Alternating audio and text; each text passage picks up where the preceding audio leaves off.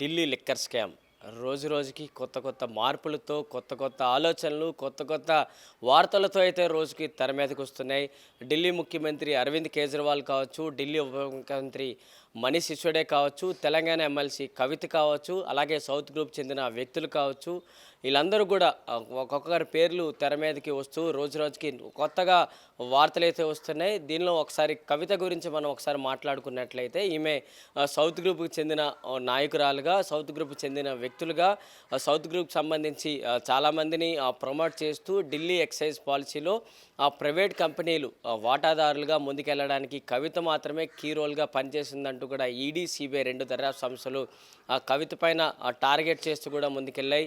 కవిత ఇంట్లో సిబిఐ విచారణ తర్వాత ఈడీ ఇందులో దర్యాప్తు సంస్థలు ఇందులో భాగస్వాములయ్యి ఈడీ కూడా ఆ కవిత పైన టార్గెట్ చేస్తూ కూడా ముందుకెళ్ళాయి. ఇప్పుడు కవితకు సంబంధించి మరి కొన్ని మాట్లాడుకున్నట్లయితే కవిత ప్రస్తుతం ఈడీ విచారణ తర్వాత తిహార్ జైల్లో ఉన్నారు. తిహార్ జైల్లో ఉంటూనే ఇటు సిబిఐ ఆ విచారణ మేము కవితని విచారించాలి, విచారిస్తేనే ఈ ఢిల్లీ ఎక్సైజ్ పాలసీకి సంబంధించి లిక్కర్ స్కామ్కి సంబంధించి సరైన అంశాలు మా దగ్గరికి దొరుకుతాయంటూ కూడా సిబిఐ ఇటు ఢిల్లీలోని రోజ్ అవెన్యూ కోర్టు ముందు పర్మిషన్ తీసుకుంటూ ముందుకెళ్ళగా పర్మిషన్ అయితే లభించింది.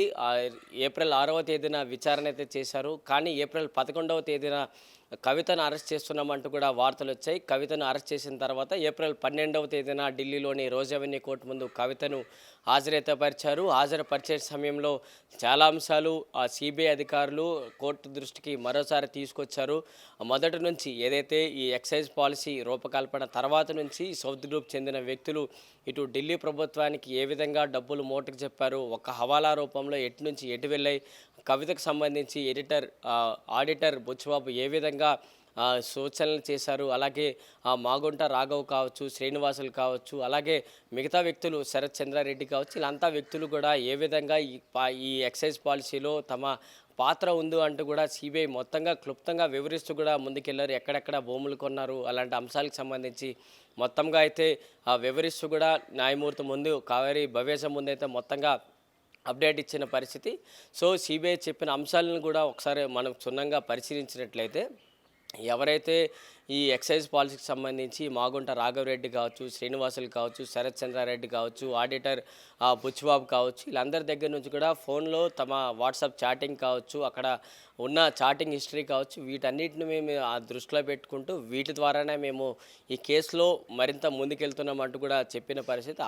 తద్వారానే మేము కవితను కూడా సిబిఐ అరెస్ట్ చేసింది. సో నెక్స్ట్ కూడా మేము కవితను మరింత క్షుణ్ణంగా విచారించాలంటే మాకు కనీసం మరొక 5 రోజులు మా కస్టడీలోకి ఇవ్వాలంటూ కూడా సిబిఐ అయితే కోరింది. మరి ఈరోజు కవితకు సంబంధించి ఏప్రిల్ 12వ తేదీన కస్టడీకి ఇవ్వబోతున్నారా లేదన్న దానికి ఒక స్పష్టత వచ్చే అవకాశాలు అయితే కనిపిస్తాయి. మరి ఈ కేసు దర్యాప్తు ఏ విధంగా ఉండబోతుంది, నెక్స్ట్ స్టెప్ ఏ విధంగా ఉండబోతుంది అంశాలకు మాత్రం చూడాల్సిన అంశాలు అయితే కనిపిస్తున్నాయి. ఎందుకంటే ఈ కేసులో ప్రతి ఒక్కరూ ఒక్కొక్క భాగస్వాములుగా ఉంటూ కూడా ముందుకెళ్లారు. ఒక ప్రభుత్వంలో ఏదైనా ఒక పాలసీ రూపకల్పన చేయాలంటే అక్కడ ముఖ్యమంత్రితో పాటు తన క్యాబినెట్ గ్రీన్ సిగ్నల్ ఇవ్వాల్సి ఉంటుంది. సో ఆ క్యాబినెట్ ఒకవేళ గ్రీన్ సిగ్నల్ ఇచ్చినా ముఖ్యమంత్రి దానికి సంబంధించి రైట్స్ మాత్రం ముఖ్యమంత్రి దగ్గర ఉంటాయి. కాబట్టి అక్కడ ఏదైనా ఒక పాలసీలో రైట్ ఆర్ రాంగ్ చెప్పాల్సిన అంశాలకు సంబంధించి అక్కడ ముఖ్యమంత్రి పాత్ర ఉంటుంది. కాబట్టి అక్కడ అరవింద్ కేజ్రీవాల్, అలాగే ఈ పాలసీకి సంబంధించి అక్కడ ఢిల్లీ గవర్నమెంట్లో ఇంకెవరైనా కీ రోల్గా కీ మేకర్గా ఎవరైనా ఉన్నారంటే అక్కడ మనీష్ సిసోడియా అని చెప్పుకోవాలి. మరి ఇటు సౌత్ గ్రూప్ చెందిన నాయకులు ఇటు ఢిల్లీలో సమావేశాలు కావచ్చు, హైదరాబాద్లో సమావేశాలు కావచ్చు, ఎక్కడెక్కడ సమావేశాలు జరిగాయి, వీటన్నిటిని కూడా ఈరోజు సిబిఐ ముక్తంగా అంశాలైతే చెప్పింది. సో ఇలాంటి డేటాను సిబిఐ కోర్టు దృష్టి ముందు పెట్టిన తర్వాత నెక్స్ట్ స్టెప్ ఏ విధంగా ఉండబోతుంది, కవితకు సిబిఐ కస్టడీలో ఎన్ని రోజులు ఇవ్వబోతారు, నెక్స్ట్ స్టెప్ ఏ విధంగా ఉండబోతుంది, కవిత ఈ 5 రోజులు ఒకవేళ కస్టడీ ఇస్తే ఏ విధంగా ఉంటుంది, ఇప్పటికీ తిహార్ జైల్లో ఉన్న కవితను ఇప్పుడు ఢిల్లీలోని రోజ్ అవెన్యూ కోర్టుకు అయితే తీసుకొచ్చారు. నెక్స్ట్ స్టెప్ ఒకవేళ తీసుకెళ్ళిపోతే సిబిఐ కోర్టుకు ఒకవేళ తీసుకెళ్ళిపోతే సిబిఐలో కూడా కస్టడీలో ఉంటుంది ఒక 5 రోజులు. సో అక్కడ నెక్స్ట్ ఏ విధంగా డేటాను తీసుకోబోతారు అంశాలు చూడాలి. ఎందుకంటే ఇప్పటివరకు సిబిఐ మొదటి నుంచి తీసుకున్న డేటా మాత్రమే ఇప్పటి వరకు చెప్పిన పరిస్థితి. కేవలం ఇతరుల దగ్గర నుంచి తీసుకున్న డేటాను మాత్రమే ఇంత క్లుప్తంగా చెప్పారు. అంటే మరి కవితను నేరుగా విచారిస్తే కవితను నేరుగా తమ దగ్గర 5 రోజులు ఉంచుకుంటూ